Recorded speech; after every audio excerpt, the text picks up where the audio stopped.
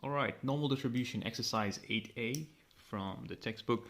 We're looking at question number 6. I just created a video so that you guys can understand this. So the first thing they're asking over here, they've given us the values of two data sets whose probability distributions are both normal curves and summarized by the following totals. They give us the sum of x squared to be 35,000. They give us the sum of x to be 12,000, n equals to 5,000. The sum of y squared to be 72,000. Sum of y 26,000, n equals 10,000, and we want to show that the center of the curve for y is located to the right of the curve for x.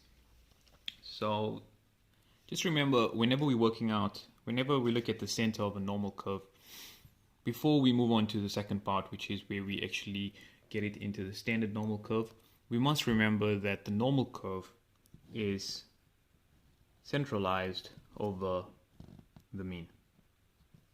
Right, and once you have the mean, you then move standard deviations to the left and to the right by minusing or plussing a standard deviation each time, every time. So just remember the mean is the central point. So we need to calculate the mean for each of these. Now we've got the sum of x and we've got the sum of y. We've got the number of x, which is number of terms in x, which is 5,000.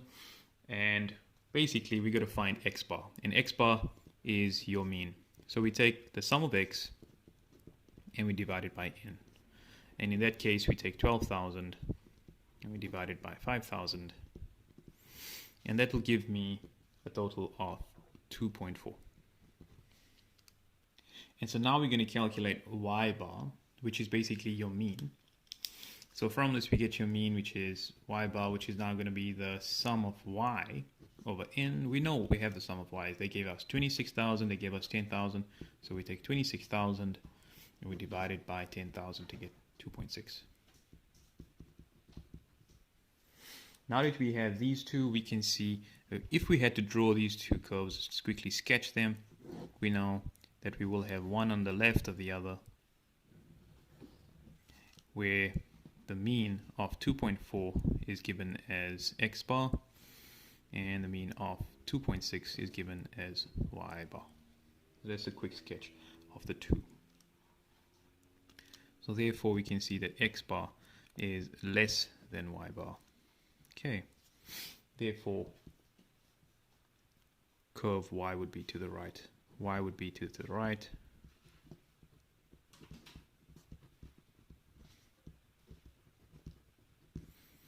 Of x. The next part, what they want us to find is, they say on the same diagram, sketch a normal curve for each data set. So if you want to sketch a normal curve, we want to specify some standard deviations in there. Okay, so therefore we need to calculate the variance and then square root it. The one thing we must remember is the variance formula. So the variance of x is going to be equal to the sum of x squared over n minus the sum of x over n squared. And we know that this is simply x bar. So this is x bar squared, and we can get this directly from that formula over there. So let's put this in there, and we know the sum of x squared is given to us as 35,000, and we're dividing it by 5,000. And we then minus x bar, and x bar will be 2.4, we know it, so it's going to be 2.4 all squared. After simplifying this, we end up with 1.24 to be the variance. So therefore, sigma, which is my standard deviation, will be the square root of 1.24, and that's going to equal, that'll equal 1.114. Put it in your calculator, 1.114, and that's my standard deviation for x, sigma, right? So let's do the same thing. We apply the same principle now for the variance of y. Again, remember the sum of y squared over n minus, I'm just going to write y bar for this one, squared, and if I grab it straight from the question, I got 72,000 over 10,000 minus 2.6 squared, and that comes to a total of 0.44. So therefore, from this we can see that the standard deviation, which is equal to the square root of the variance, will be the square root of 0.44, and that comes to 0.663. Alright, so we got our standard deviations and we got our variances. Okay, so standard deviations are given, variances are given as well. When we sketch the curve, what we can do is we can specify variances and standard deviations. Let's first state what the mean is. So on our curve, we're going to state the two means. So I got 2.4, which is going to be the mean of x. And I know that my standard deviation is 1.14, which means it's going to be 1.14 to the left and 1.14 to the right of 2.4.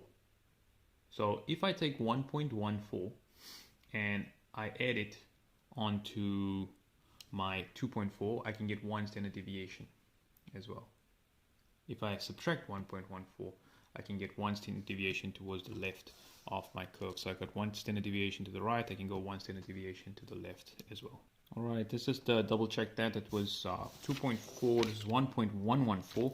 So we're now going to, we can simply just draw, we can sketch the curve for now. Let's just sketch the curve and we can label the standard deviations as and when we need it, right?